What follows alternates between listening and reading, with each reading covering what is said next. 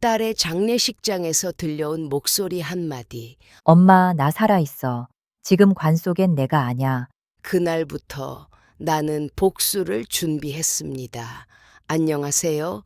이 이야기는 실제 있었던 사건을 각색한 것입니다. 끝까지 시청해 주시고 구독과 좋아요, 알림 설정으로 응원해 주시면 정말 큰 힘이 됩니다. 저는 유말순입니다. 제 딸 서진이의 장례식장에서 모든 진실이 뒤집혔습니다.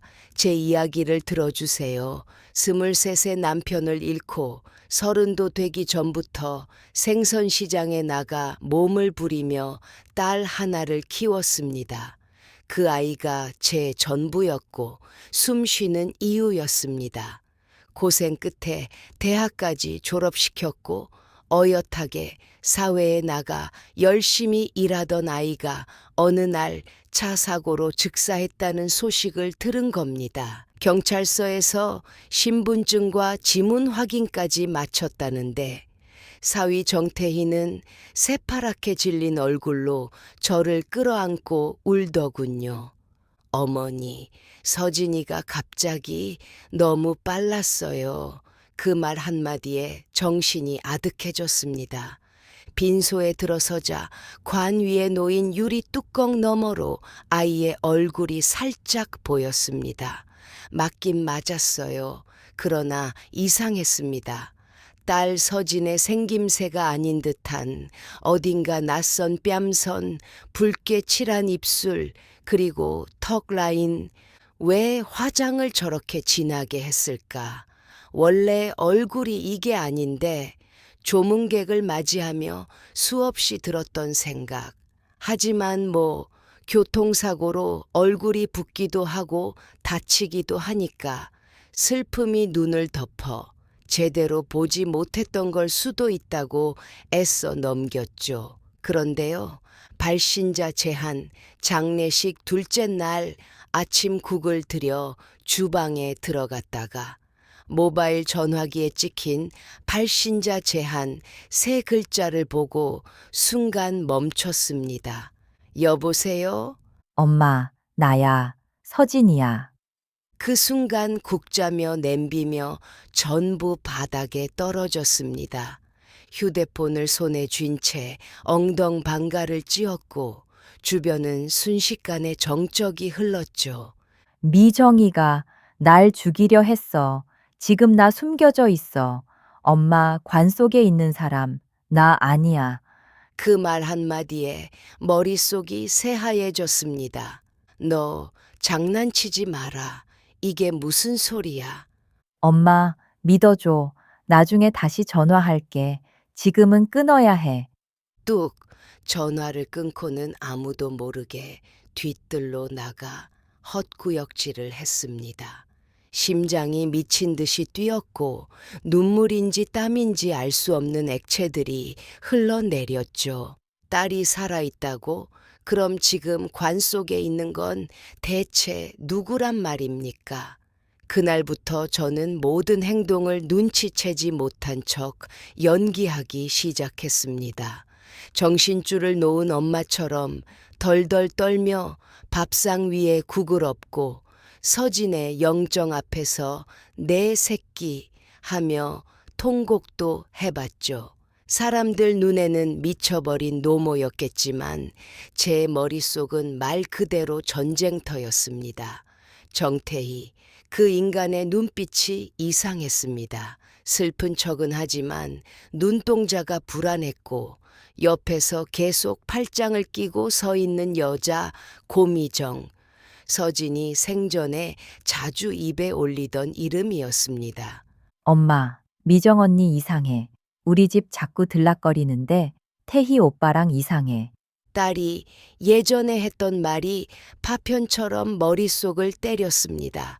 그 여자 장례식 내내 검은 옷을 입었지만 속옷 라인이 보일 정도로 몸매를 드러낸 옷차림에 조문객들 사이에서 수상하게 눈을 굴리고 있었어요.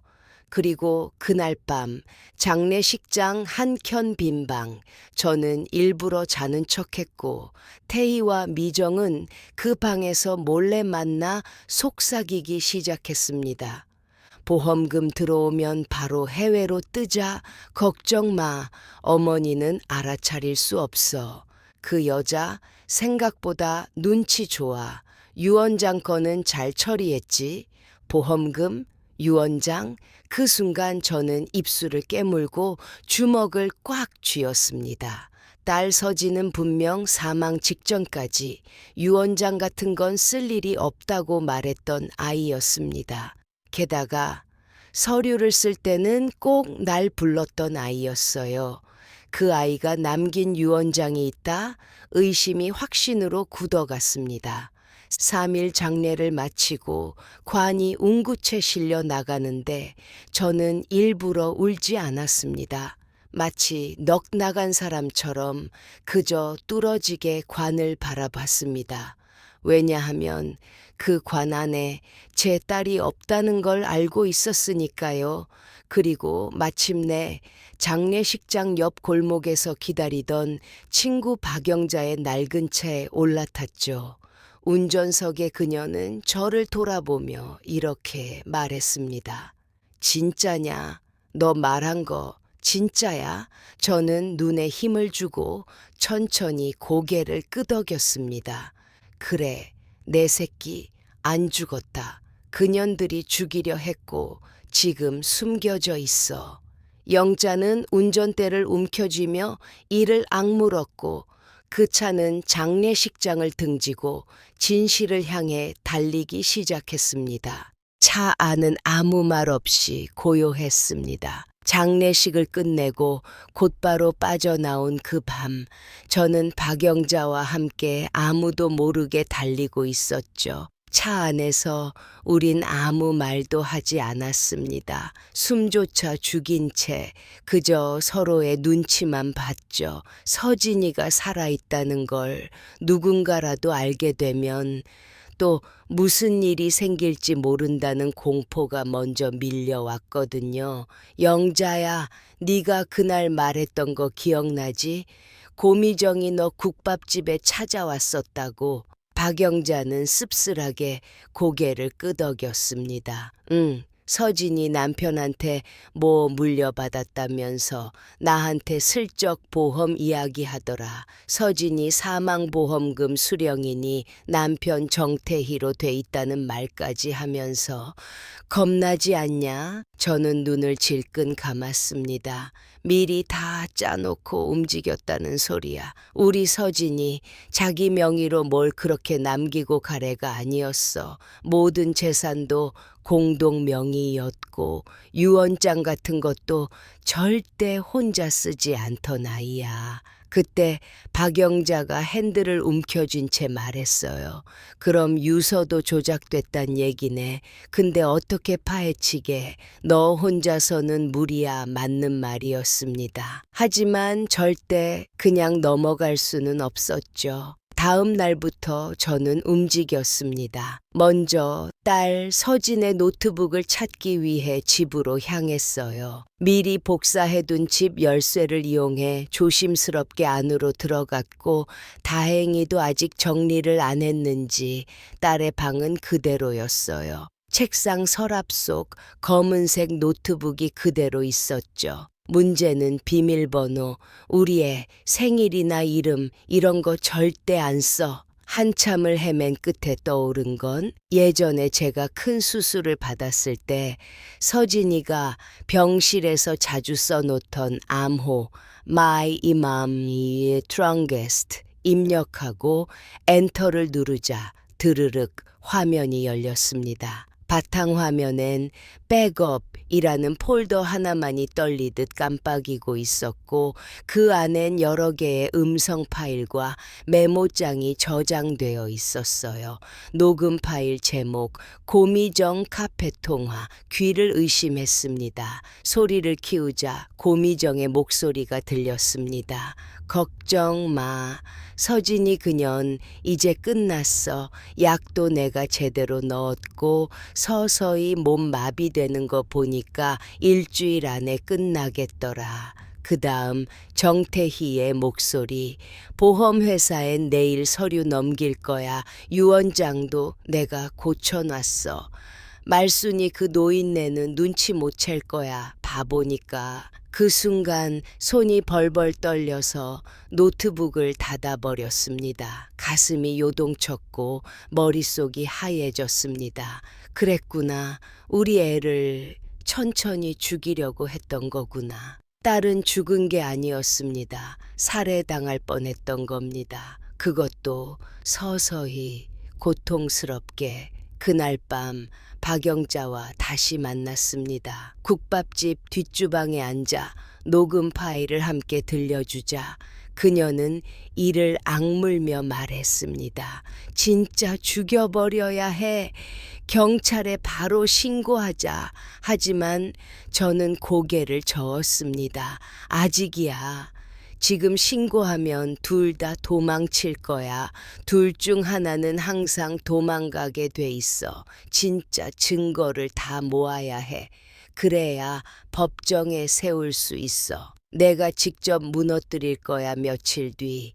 저는 딸이 마지막으로 전화를 걸어온 위치를 추적하기 위해 동네 PC방으로 갔습니다. GPS 추적 프로그램을 써본 적도 없었지만 딸이 녹음 파일 안에 남겨둔 위치 힌트를 하나씩 풀어가기 시작했죠. 그리고 마침내 경기도 외곽의 어느 폐가 근처에서 다시 전화가 걸려왔습니다. 엄마, 나 숨 막혀. 추워. 미정이가 간호사까지 사서 나 감금시켰어. 제발, 제발, 나 좀 데리러 와줘. 그날 저는 박영자의 차를 타고 외곽의 컨테이너를 찾아 나섰습니다. 도착했을 땐 이미 해가 지고 있었고 작은 창문 안에 갇힌 채 쇠사슬에 묶인 딸 서진이의 얼굴이 얼룩진 채 보였습니다. 우린 그 자리에서 쇠사슬을 잘라내고 서진을 채 태웠습니다. 몸은 바짝 마르고 정신도 몽롱했지만 그녀는 저를 보자마자 울면서 매달렸습니다. 엄마, 나 진짜 무서웠어. 죽는 줄 알았어. 그 사람들 내가 깨어났다는 거 아직 몰라. 저는 딸을 끌어안고 말했죠. 괜찮아. 이젠 절대 안 당해. 엄마가 그년들 인생 박살 낼 거야. 그날 이후 우리는 딸이 살아있다는 사실을 절대 누구에게도 말하지 않고 외부 병원에 감형으로 입원시켜 회복을 도왔습니다. 그리고 저는 다시 장례식장에서 몰래 녹화했던 태희와 미정의 대화, 그리고 위조된 유언장 원본을 찾아내기 위한 계획에 돌입합니다. 왜냐면 이제 복수는 시작일 뿐이었으니까요. 그날 이후 저는 눈에 핏발이 선 채 하루하루를 버텼습니다. 딸을 구한 기쁨도 잠시, 제겐 이제부터 진짜 싸움이 시작된 거였죠. 그 인간들, 정태희와 고미정, 지들이 이겼다고 착각하는 지금이야말로 모든 증거를 손에 넣을 절호의 타이밍이었습니다. 딸 서진이는 외곽 병원에 감형으로 입원해 있었고 친구 박영자와 저는 정태희의 보험금 청구 움직임을 감시하기 시작했어요. 다행히 박영자는 예전부터 보험 설계사들과 친분이 많았던 사람이었죠. 그녀는 예전에 딸 서진 부부의 결혼 축하 보험 가입 상담을 도와준 담당 설계사를 기억하고 있었어요. 그 이름 유지선 팀장. 걔 지금도 삼성보험에 있어. 내가 전번 알아볼게. 하지만 저는 주머니에서 딸 서진의 음성 녹음 파일 일부를 꺼내 들려줬습니다. 녹음 내용: 고미정이 날 죽이려 했어. 약을 탔고 유언장도 조작했어. 서명도 도장도 내가 안 했어. 유 팀장은 숨을 들이마시더니 잠시 망설이다 이렇게 말했습니다.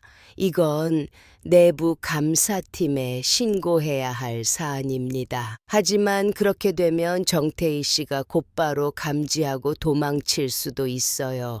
대신 제가 인사이더로 움직여 드릴게요. 원본 스캔본을 몰래 전달하겠습니다. 이틀 뒤 유지선 팀장에게서 USB 하나가 도착했습니다. 그 안에는 정태희가 제출한 보험금 청구서, 유언장 스캔본, 그리고 사망 확인서가 들어 있었습니다. 모두 공문 형식의 도장과 지문이 찍힌 서류들이었고 결정적으로 유언장에는 서진의 서명이 있었습니다. 하지만 딸은 말했죠.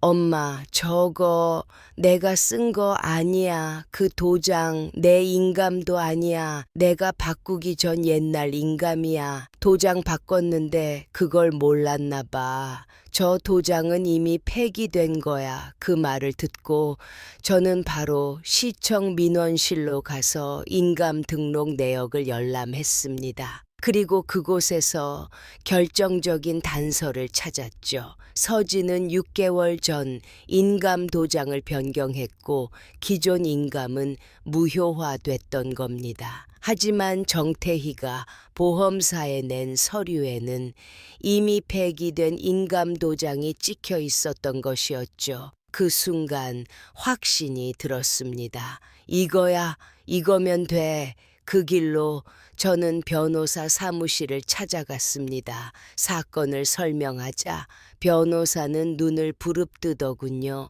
이거 명백한 위조 사기입니다. 서류 조작, 사기 미수, 살인 미수까지 다 엮일 수 있어요. 정황 증거 말고도 실제 원본 확보가 관건인데 보험사 쪽에서 스캔본을 보내줬어요. 그리고 제 딸 살아 있습니다. 정신도 또렷하고요. 직접 증언 가능합니다.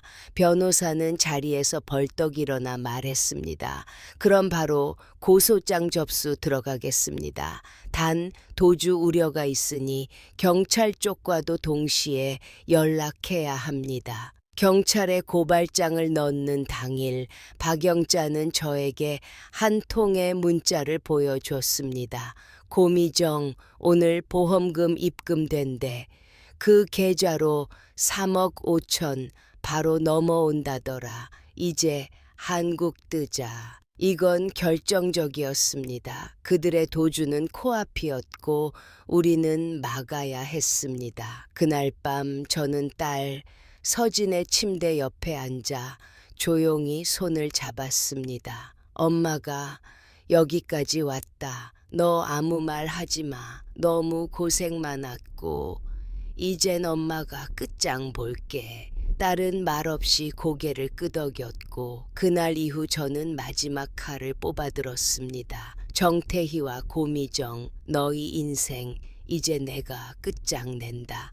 여기요. 입금됐어요. 정확히 3억 5천 박영자가 들려준 문자 하나로 제 심장은 다시 요동쳤습니다. 정태희와 고미정, 그 두 마리 뱀이 마침내 통장으로 독을 넘겨받은 순간이었죠. 저는 핸드폰을 쥔 채 손이 덜덜 떨렸습니다. 오늘이야. 오늘 반드시 잡아야 해. 변호사는 이미 경찰 측과 협의를 끝낸 상황이었습니다. 위조 유언장, 사망 확인서, 보험금 수령 내역, 그리고 무엇보다도 딸 서진의 생존 증언, 도주 우려가 있으니 체포영장 없이 긴급 체포로 진행하겠습니다. 수사팀 형사가 단호하게 말하던 그 목소리가 며칠 내내 제 귓가를 떠나지 않았습니다. 저는 곧바로 박영자에게 연락을 넣었습니다. 미정이가 제일 먼저 움직일 거야. 너 걔 카톡 몰래 엿볼 수 있다며? 얼마 전 카페에서 핸드폰 두고 간 적 있었거든. 그때 미러링 앱 깔아놨어. 좋아. 그걸로 얘들 위치 추적해. 우린 경찰팀이랑 바로 현장으로 갈 거야. 밤 8시 미정과 태희는 서울역 근처 호텔에서 만나기로 한 상태였습니다. 목적지는 공항이 아닌 제3국 경유지 거점. 그곳에서 수중에 들어온 보험금을 인출하고 서진이 사망으로 위장한 채 한국 국적을 포기하고 도피하려 했던 거죠. 하지만 그건 제가 만든 덫이었습니다. 호텔 9층 903 호실, 경찰 3명, 변호사 1명, 그리고 저. 우린 비상계단 뒤에 숨어 녀석들이 들어오기를 기다렸습니다. 그리고 밤 8시 47분, 먼저 도착한 건 고미정이었습니다. 그녀는 평소보다 더 화려한 옷을 입고 있었고 손에는 보스턴백 하나를 들고 있었죠. 왔네. 지옥으로 가는 티켓 들고. 곧이어 도착한 정태희. 그는 두리번거리며 주변을 살폈고 미정이에게 다가가 말했습니다.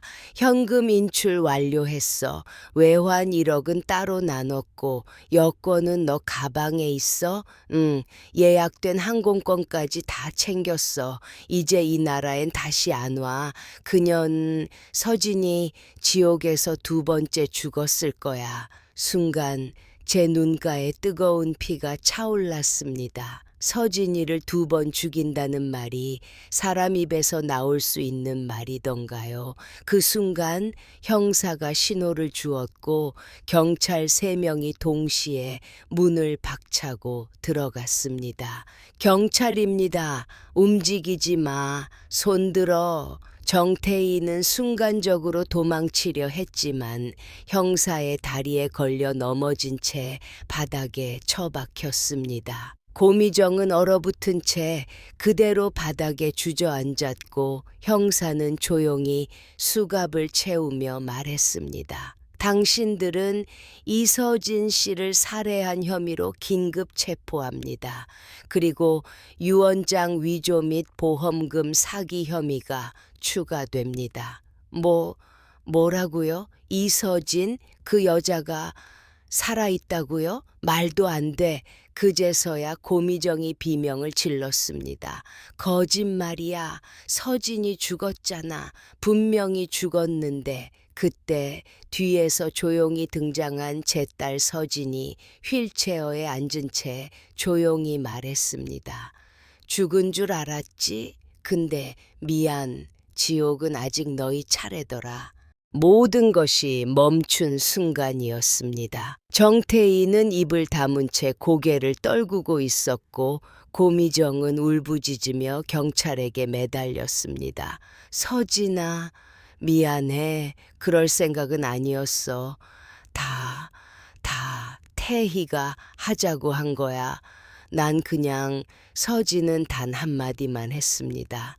네가 먼저 내 입에 약을 탔잖아. 호텔에서의 체포 이후 경찰은 이들을 강력범죄 수사대로 이송했고 바로 다음 날 정식 조사와 영장 신청이 이루어졌습니다. 위조 문서 행사, 사문서 위조, 보험 사기 미수, 그리고 살인 미수까지. 그들의 죄목은 주르륵 늘어섰고 우리는 더 이상 그들의 목소리를 듣지 않아도 됐습니다. 며칠 뒤 검찰은 이 사건을 특수 강력범죄 혐의로 기소했으며 피해자 진술로 딸 서진이 직접 나서게 됐죠. 저는 분명히 살아있었습니다. 하지만 저 사람들은 제 이름으로 돈을 받고 제 죽음을 꾸몄습니다. 기자들은 몰려들었고 언론은 일제히 헤드라인을 내보냈습니다. 사망 위장 보험 사기극, 딸 대신 죽은 건 무고한 제3자였다. 살해까지 계획된 충격적 시나리오, 친정엄마의 집요한 추적 덕에 사건 전모 밝혀져. 그리고 그날 밤 저는 딸과 함께 병원 옥상 벤치에 앉아 하늘을 보며 조용히 말했습니다. 끝났다고 생각하면 안 돼. 이제부터가 진짜 시작이야. 딸이 제 손을 꼭 잡으며 말했습니다. 엄마, 우리 다시 살아야 해. 피고인 정태희와 고미정은 피고석에 착석하십시오. 법정 안 정적이 흘렀습니다. 피고석에 앉은 두 사람은 여전히 당당한 표정이었습니다. 심지어 고미정은 머리를 질끈 묶고 진한 화장을 한 채 보란 듯 카메라 플래시를 마주하며 턱을 치켜들더군요. 나중에 방송에라도 나올 거니까 이왕이면 예쁘게 찍히고 싶었나 보지. 저는 속으로 그렇게 중얼거리며 딸의 손을 꼭 잡았습니다. 이날은 첫 공판. 우리는 증인석에서 직접 진술해야 했고 서진이 살아 돌아왔다는 충격적 사실이 국민들에게 생중계되는 순간이기도 했습니다. 증인 이서진, 앞으로 나와주시죠. 서진은 여전히 휠체어에 앉아 있었지만 눈빛만큼은 누구보다 강했습니다. 그 눈빛엔 죽음의 문턱을 넘은 사람만이 가진 결의가 있었죠. 이서진 씨, 본인은 현재 피고인 정태희와 혼인 관계였고 사망 신고까지 처리되었는데 지금 이 자리에 살아서 나와 있습니다. 어떻게 된 일입니까? 저는 죽은 척한 게 아닙니다. 정말로 죽을 뻔했고 겨우 살아났습니다. 그런데 그 사람이 제 남편이 제 이름으로 사망보험금을 청구했어요. 서진의 말에 방청석이 술렁였고 재판장은 조용히 경고했습니다. 정숙하십시오. 검사는 정태희에게 물었습니다. 정태희 피고인, 당신은 당신의 아내가 사망했다는 걸 무엇을 근거로 주장하셨습니까? 사망 확인서를 받았습니다. 어디서? 병원에서요. 그날 사고 직후 병원 측에서 사망을, 그 병원은 존재하지 않았습니다. 법정 안은 찬물 끼얹은 듯 조용해졌고 검사의 목소리는 더욱 단호해졌습니다. 실제로는 사망한 것은 이서진이 아니라 피고인 정태희가 유인해 채 태운 제3자, 즉 한진수 씨였습니다. 그는 얼굴이 심하게 손상된 채 신원 미확인자로 처리됐고 피고인은 아내의 의료보험증과 도장을 이용해 그 시신을 이서진으로 신고했습니다. 맞습니까? 정태희는 말없이 침을 꿀꺽 삼켰고 고개를 숙였습니다. 그리고 고미정 피고인, 당신은 이 모든 계획의 공모자입니다. 이서진 씨가 마신 채 수면제를 탔고 의식을 잃은 상태에서 차에 태워 조작된 사고를 연출했습니다. 이서진 씨가 정신을 차렸을 때 트렁크 아니었죠? 아닙니다. 저는 몰랐어요. 태희가 다 한 거예요. 저는 그냥 도와달라고 해서. 그때 서진이 외쳤습니다. 내가 직접 들었습니다. 이 차 안에 불 붙이면 끝이야. 얘는 말도 못해. 입 막았거든. 그게 네 입이었어. 미정아, 나 친구라고 믿었는데 넌 날 불태우려 했어. 검사는 다시 증거 자료를 제시했습니다. 유언장 위조 필적 감정서, 폐기된 인감도장 사용 내역, 보험사에 제출된 위조된 서류 스캔본, 미정과 태희의 도주 대화 내역, 딸 서진의 생존 진술, 교통사고 현장의 CCTV, 그리고 마지막으로 저의 녹음 파일이 법정에 울려 퍼졌습니다. 녹음 파일 재생. 그년이 깨어나면 우리 둘 다 끝장이야. 돈만 입금되면 바로 공항으로 가. 이건 완벽한 작전이었잖아. 법정은 숨을 죽였고 재판장의 망치 소리가 울렸습니다.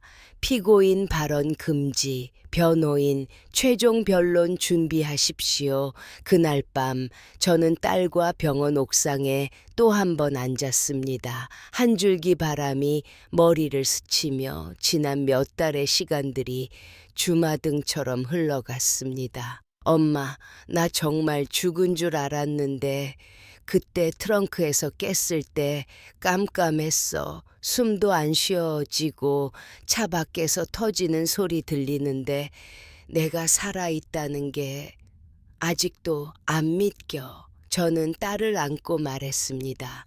네가 살아있어서 엄마는 죽을 용기도 없더라. 너 살아있다는 거 하나만으로 나는 악마들 상대할 힘이 났어. 며칠 뒤 다음 공판을 앞두고 정태희 측 변호사는 최후의 발악을 했습니다. 정태희 피고인은 심신미약 상태였으며 사고 당시 계획된 범행은 아니었고 이서진 씨가 실종된 상태에서 급히 오해한 결과였습니다. 이 말에 방청객들은 폭소를 터뜨렸고 검사는 단호하게 맞받았습니다. 단 한 가지라도 계획되지 않은 것이 있다면 이 모든 위조와 조작이 설명되지 않습니다. 재판장은 고개를 끄덕이며 판결을 미루었습니다. 다음 공판에서 피고인들의 형량을 결정하겠습니다.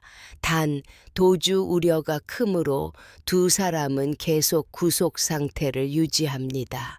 법정을 나오며 딸 서진이 조용히 제 손을 잡았습니다. 엄마, 나 이제 믿어도 되겠지? 다시는 그 어둠 속으로 안 돌아가도 되는 거지? 그럼 이제 너는 살아. 누가 뭐래도 너는 살아있는 이름으로 이 세상에서 떳떳하게 살아가는 거야. 법원 정문 앞 재판이 끝나고 기자들이 썰물처럼 빠져나간 그 자리에 조용히 서 있는 한 노인이 있었습니다. 흰 머리, 무릎이 굽은 뼈, 검은 고무신. 그는 저희 쪽을 바라보지도 않았고 그저 양손에 작은 종이 가방 하나만 들고 있었죠. 딸 서진이 제 손을 잡았습니다. 엄마, 혹시 저분 그때였습니다. 그 노인이 고개를 들고 제 눈을 똑바로 바라보더니 조용히 입을 열었습니다.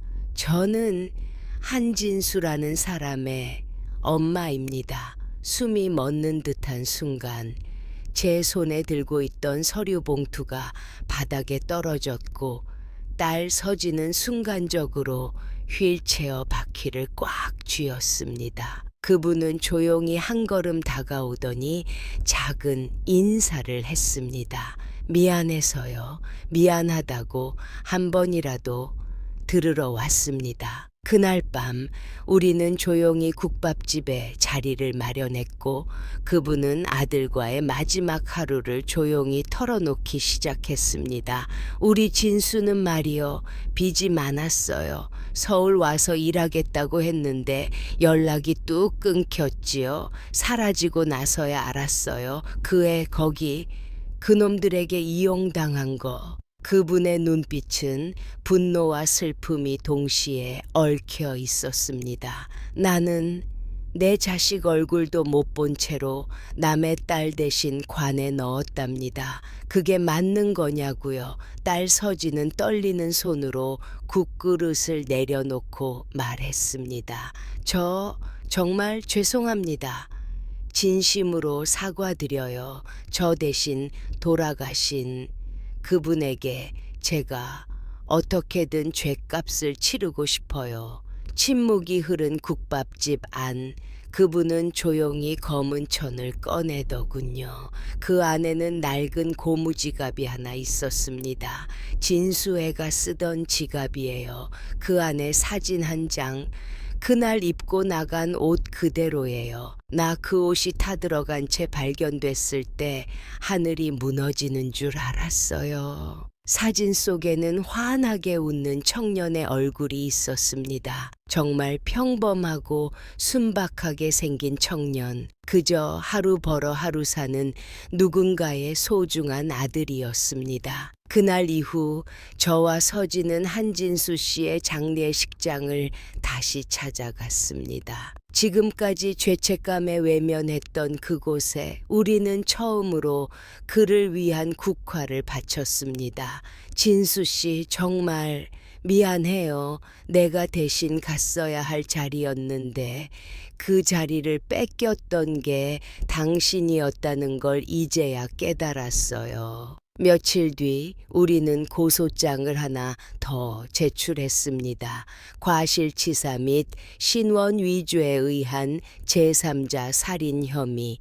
피해자는 고인이 된 한진수 씨.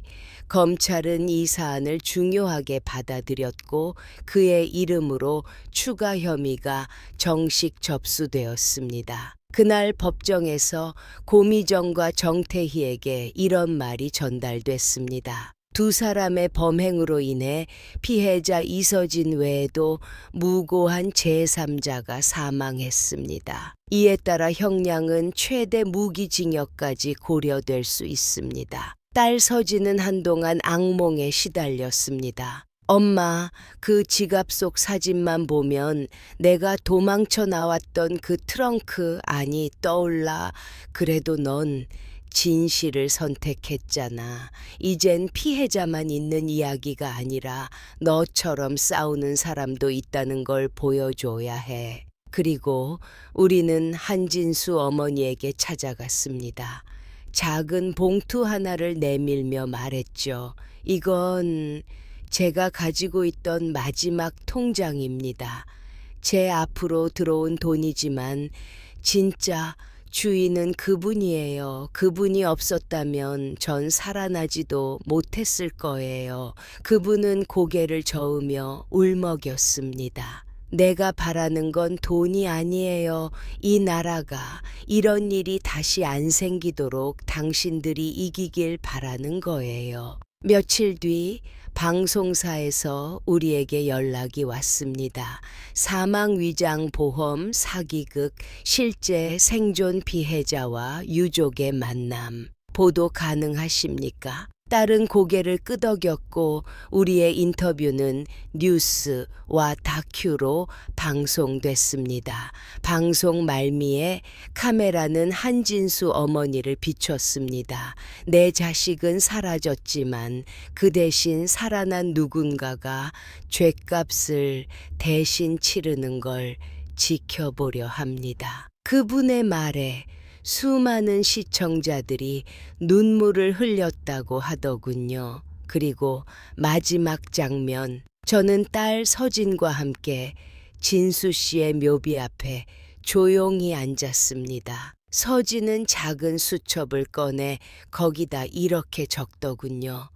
한진수, 이름을 지우지 않겠습니다. 그 이름을 세상에 되돌려 놓는 것이 우리가 살아야 하는 이유이자 남은 복수의 길이었습니다. 정말 죄송합니다. 제 아들이 그런 일을 그럴 줄은 몰랐습니다. 처음엔 그렇게 시작됐습니다. 정태희의 아버지 정병우 씨는 조심스럽고 정중한 말투로 저와 서진 앞에 나타났습니다.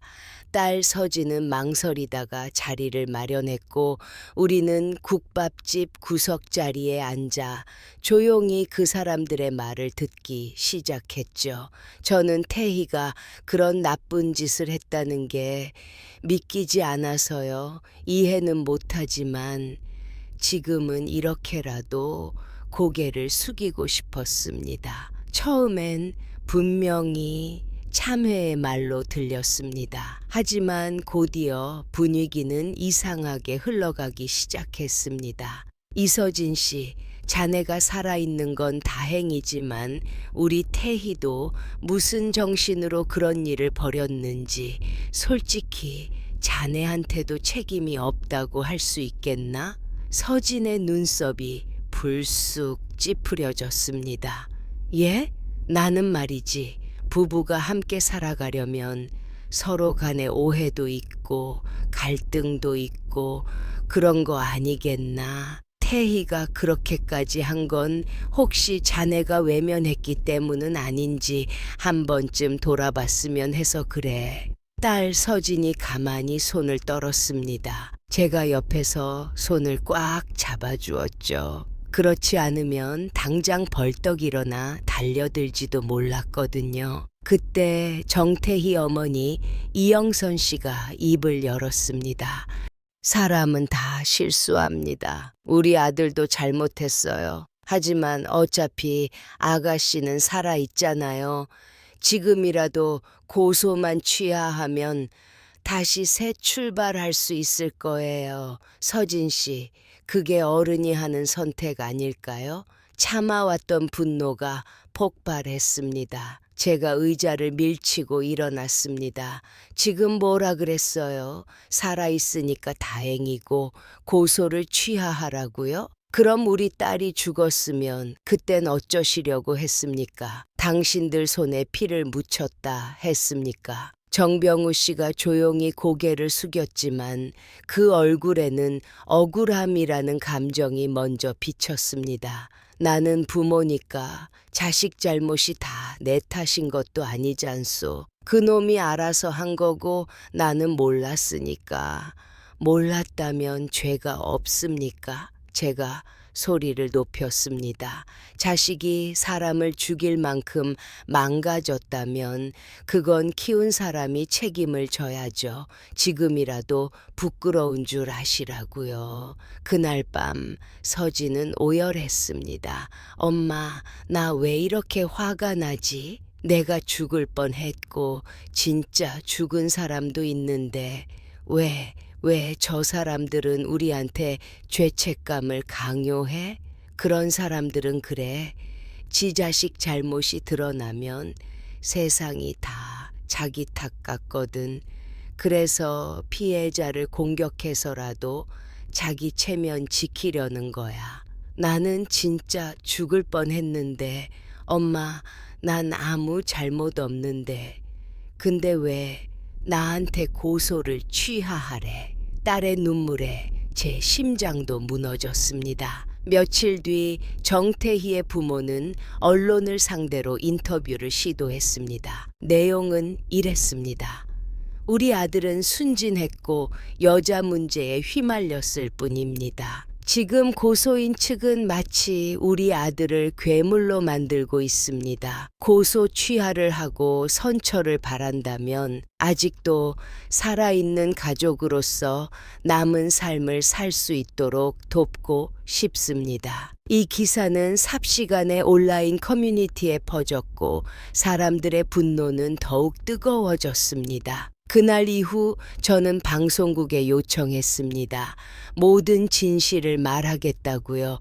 내 딸이 살아났기 때문에 이게 끝이 아니란 걸 전 국민이 알아야 합니다. 방송은 예안을 받아들였고 생존자 유말순 인터뷰라는 타이틀로 보도가 나갔습니다. 카메라 앞에서 저는 이렇게 말했습니다. 내 딸은 살아남았지만 또 다른 누군가는 죽었습니다. 이게 그냥 가족 간의 실수입니까? 살인을 감싸는 그 가족은 그 자체로 또 다른 범죄입니다. 방송이 나간 후 정태희 부모는 갑자기 유서 비슷한 메모를 남기고 실종됐습니다. 경찰은 그들을 찾고 있지만 아직 행방은 묘연했습니다. 딸 서진은 뉴스 화면을 보며 조용히 말했죠.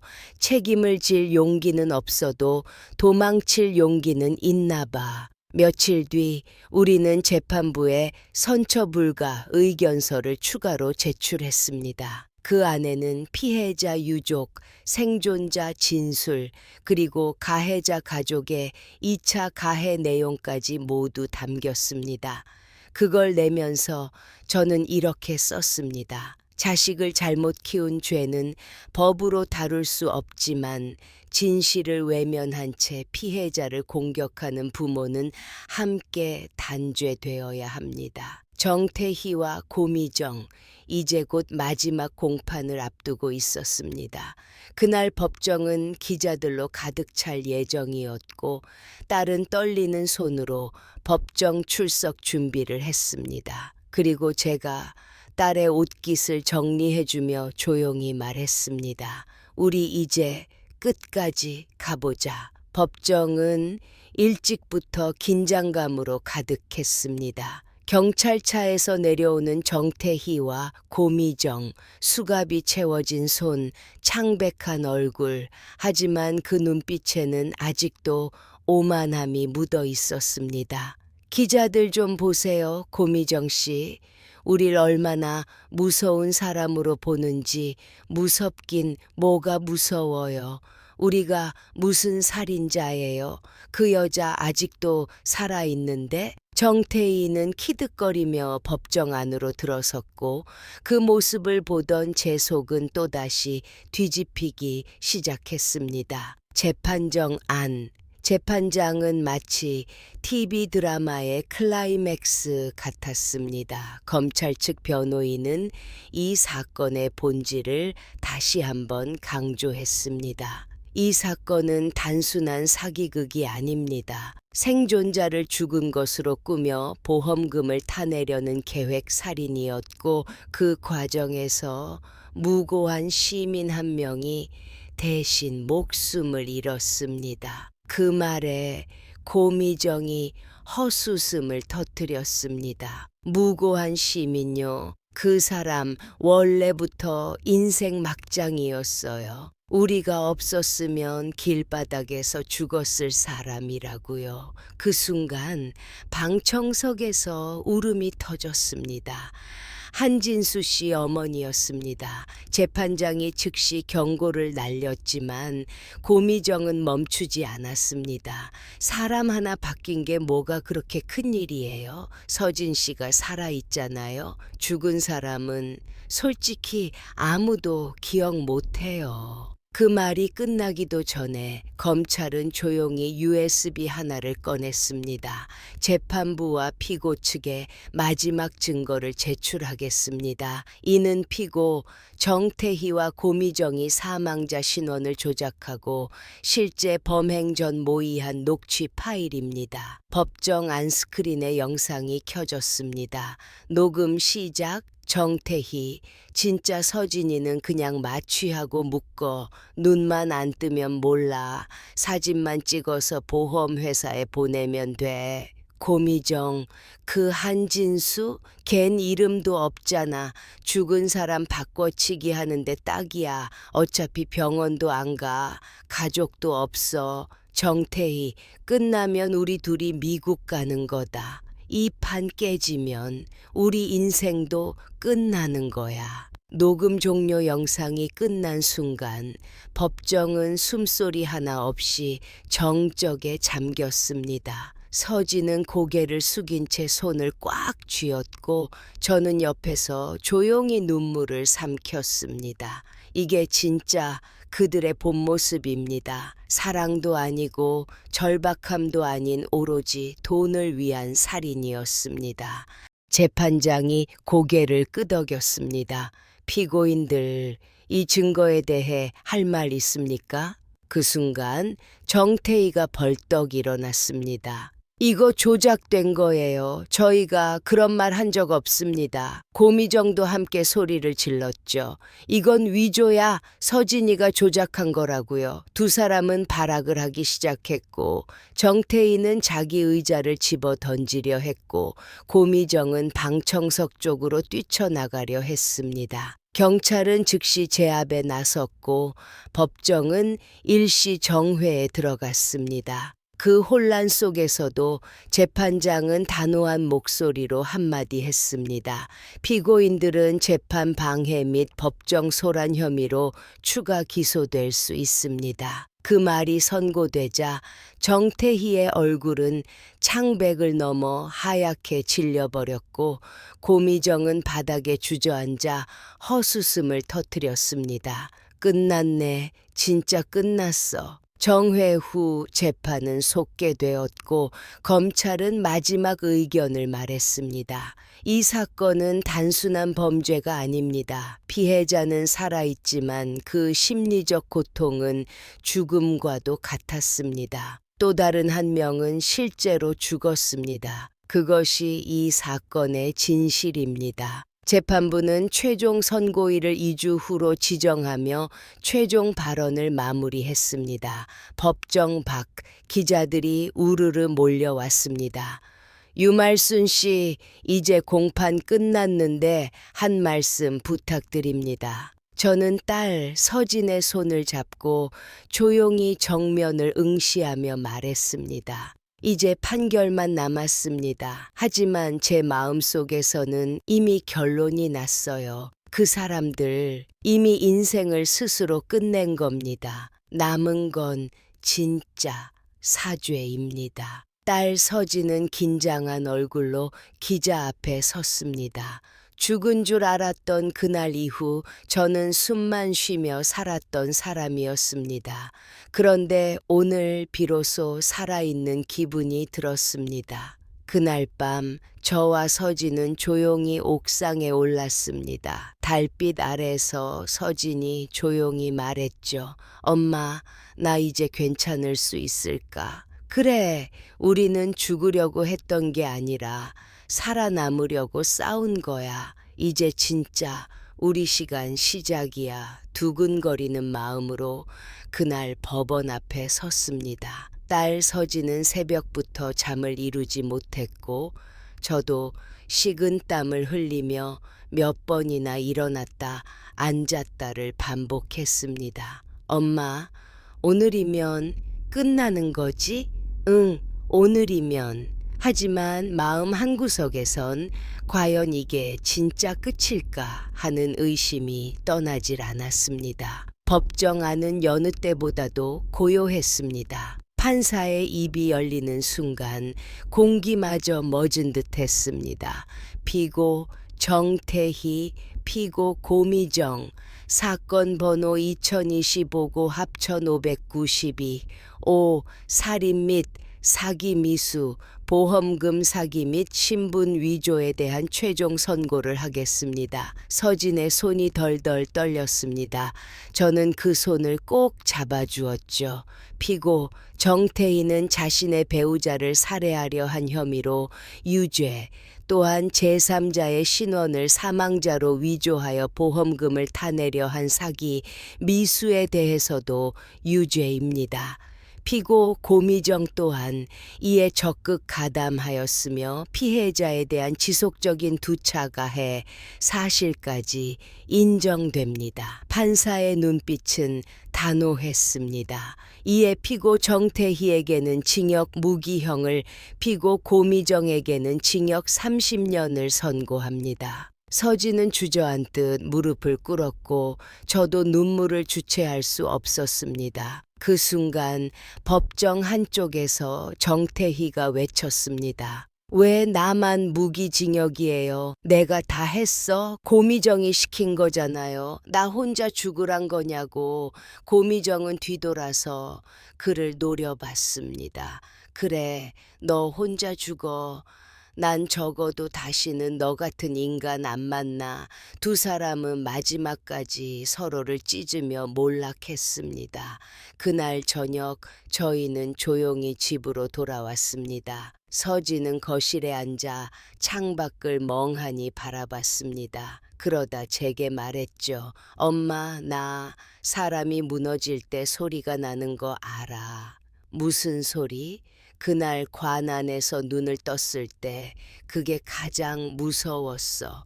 이제 끝이라고 생각했는데 아무 소리도 안 나는 거야. 내가 무너지는 소리도 울음도 아무것도. 저는 아무 말도 하지 않고 서진의 어깨를 감싸 안았습니다. 괜찮아. 너 이제 무너진 거 다 다시 세웠잖아. 며칠 후 우린 한진수 씨 어머니 묘소를 찾았습니다. 작은 들꽃 하나씩을 들고 묵묵히 무릎 꿇은 채 인사를 올렸습니다.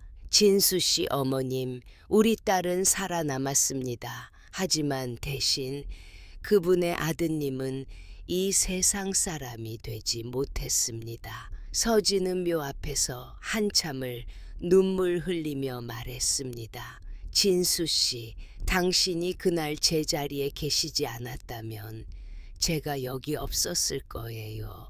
제가 당신 목까지 살아볼게요. 그 말은 누구에게 하는 말이었는지, 어쩌면 스스로에게 다짐이었는지도 모르겠습니다. 그로부터 몇 달이 흘렀습니다. 우리 모녀는 시장 근처에 작은 밥집을 차렸습니다. 말순이 밥상, 메뉴는 단출했지만 하루하루 정성껏 만들며 손님들과 따뜻한 인사를 주고받았습니다. 여기 국이 참 맛있네요. 사장님, 된장찌개는 진짜 엄마 맛이에요. 딸이랑 같이 하세요. 두 분이 참 보기 좋아요. 그 말들을 들을 때마다 저는 새삼 깨달았습니다. 이렇게 우린 살아있는 거라고. 서진은 아직도 밤마다 악몽에 시달리곤 했습니다. 가끔은 목이 메어 일어나 숨을 헐떡이기도 했죠. 그럴 땐 제가 조용히 말해줍니다. 괜찮아. 엄마 여기 있어. 이젠 절대 너 혼자 아니야. 서진도 조용히 대답합니다. 응, 나도 이제는 알아. 혼자가 아니라는 거. 마지막 장면은 저희 모녀가 함께 텃밭에서 고구마를 캐는 장면입니다. 서진이 호미질하다가 덩굴 하나를 통째로 들어올리며 소리칩니다. 엄마, 이거 봐요. 진짜 크고 예쁘다. 저는 웃으며 흙 묻은 손으로 딸의 등을 툭툭 두드렸습니다. 그러게 고생한 만큼 단단하고 달다. 우리 삶도 이제 그런 거야. 이제 정말 끝났습니다. 복수는 정의로 돌아왔고 피해자는 삶을 되찾았으며 가해자는 그 대가를 치르게 되었습니다. 하지만 그 모든 과정 속에서 무엇보다 중요한 건 살아낸다는 것. 우리 모녀는 살아남았고 서로를 붙잡아 여기까지 왔습니다. 그리고 지금 드디어 웃을 수 있게 되었죠. 엄마, 이제는 진짜로 말할 수 있어요. 뭘? 우리 살아있다고.